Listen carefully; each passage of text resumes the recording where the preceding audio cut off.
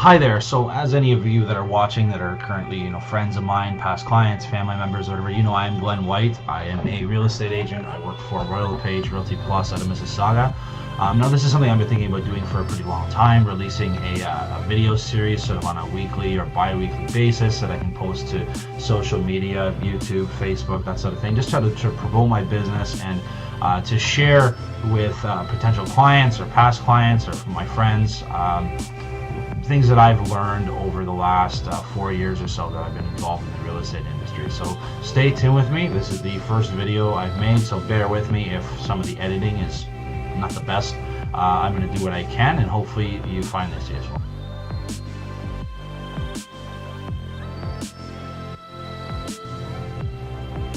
So I think this is one of the things that I'm asked about most frequently when I'm working with different people, whether they're buying or selling a house, and they want to know what exactly is happening with the real estate market right now. At the beginning of the year, the prices were going way up, and then since they've sort of been coming down a little bit, and in my opinion now it's really started to stabilize. There's definitely been an uptick in the amount of demand since the fall started, September 1st sort of thing. So anybody that bought a house, towards the end of the summer or the first couple of weeks of September did quite well. So the first thing I'll talk about is the Ontario government's, fair housing plan. There was a 16-point plan that was introduced in April. So stay with me and I'll explain a little bit about it.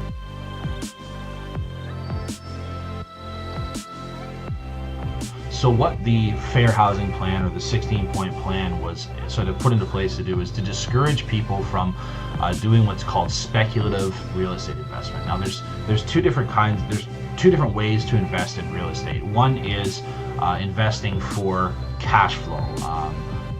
Looking at the capitalization rate of a property, looking at what your monthly cash flow is going to be after you incur any of your expenses, your upkeep costs, and then taking into account your rental income, what you're left with sort of at the end of the month. And that's sort of what historically has been more prevalent, at least in North American society.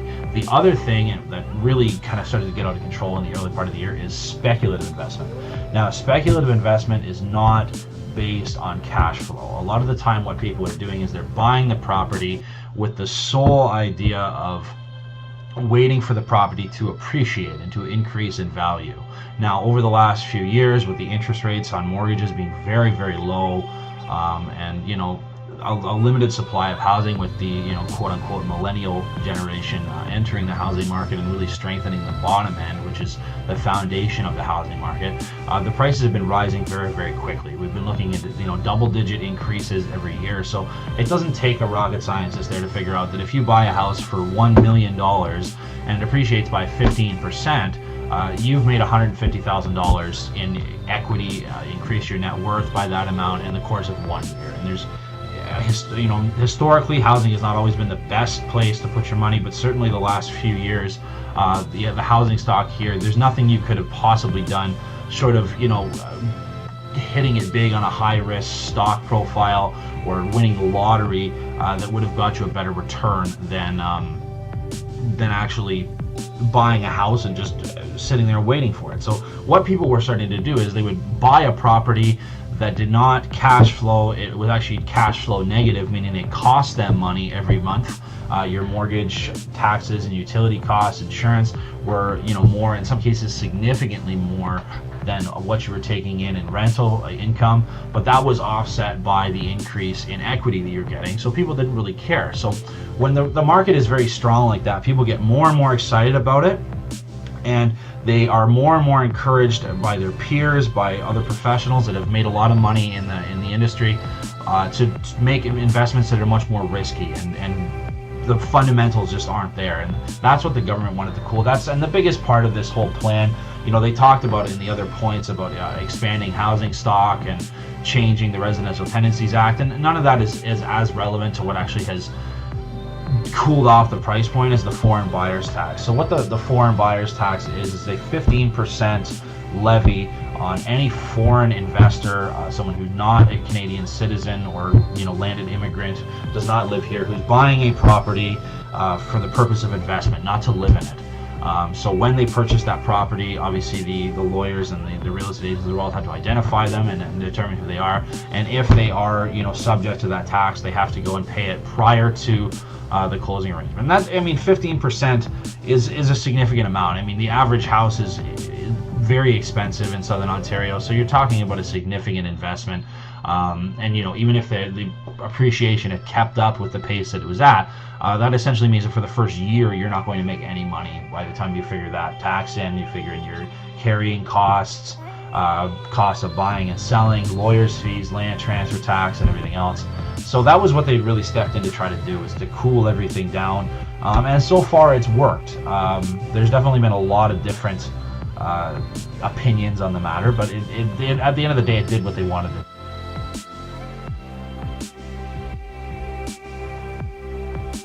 So the next point to address is what's happening right now.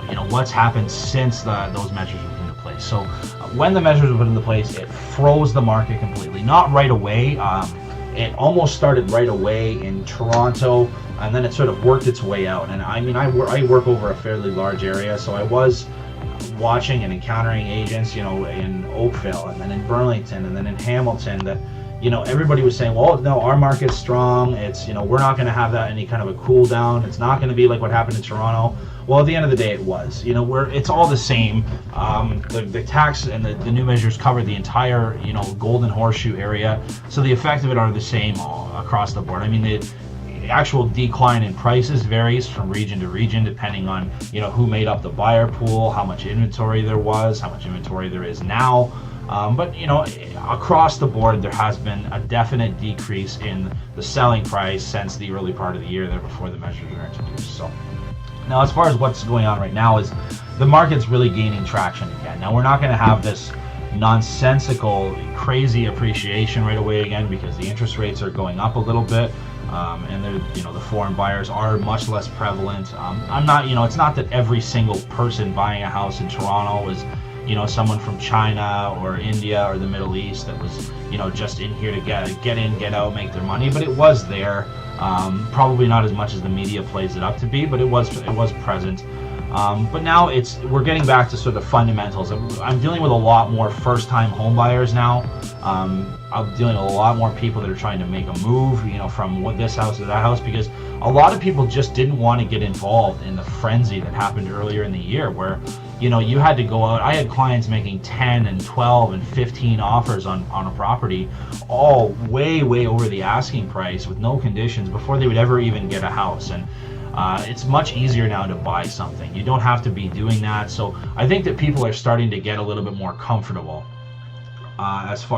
really feeling better about buying a property now. They're not feeling that they got ripped off or had to make a rash decision. You have a little bit more time to sort of, weigh the pros and cons of each property. You don't have to make a split-second decision as to whether you're making an offer or not, and that's really good. So the next thing I want to talk about is, why the market got so high and so hot so fast.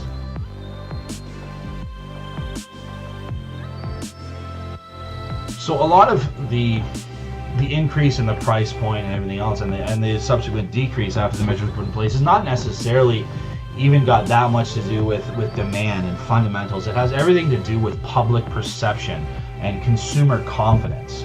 When you have a product that everybody is just totally convinced, real estate never goes down, it's always going to go up, and I'm going to make tons of money. If I buy this house now, then next year it'll be worth $300,000 more, and so on and so forth. And that was very prevalent. I had a lot of people say that to me, and I'm a more of a sort of conservative-minded person when it comes to things like that. I always try to give people the whole picture and all the facts, and I try to explain to them, because your historical average appreciation is somewhere between 3 and 7% around the Greater Toronto Area and the Golden Horseshoe. So looking at 15 to 20% year over year is not realistic. It's not going to continue. That was something that was short-lived. But people became so confident that was going to be what was going to happen, that they were buying these properties again and again and again, losing money on a monthly basis, just because they wanted to get in on the gold rush, so to speak. And then once the government introduced the measures, what happened is, as soon as the prices started to come down, everybody backed out, and all of a sudden nobody wanted to buy a house because the prices were going down and they wanted to see how far they were going to go down. So when that happens, now the demand, instead of being artificially increased, is artificially decreased. And you know, there was more demand for people buying houses, more people that wanted to buy houses than were doing so, because they were so nervous about it. So that's, I think, why it started to recover in the fall a little bit more here, is that people are seeing the benefit now, saying, okay, I can buy a house, I don't have to go into multiple offers and make these quick decisions and everything. And that's really produced a recovery, which is great. I'm hoping that we kind of keep going like this. I think the market right now is great. It's easy to sell a house if you price it right. It's easy to buy a house. You've got some inventory on the market, but not too much.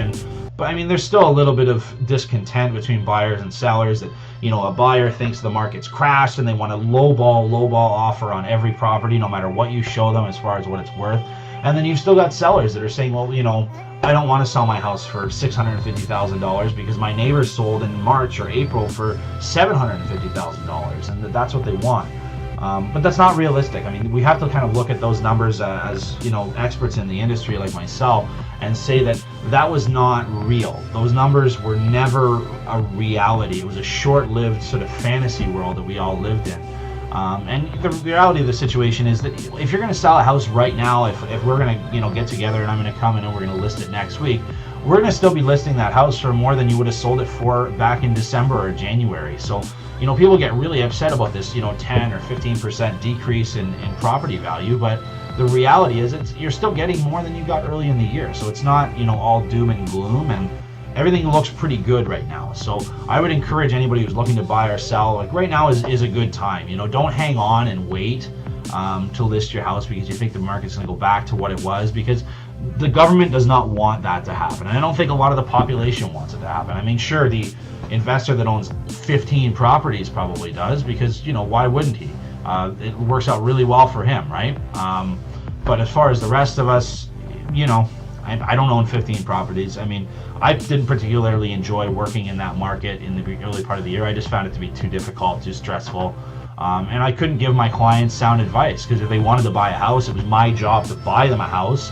But I had to look at comparables, you know, comparable sales in the neighborhood, and just tell them to offer significantly more, because that was just the way that everything worked. And I mean, any of my clients that sold in the early part of the year, good on you. You did really well. And, you know, I've kept in touch with some of you as well and mentioned that.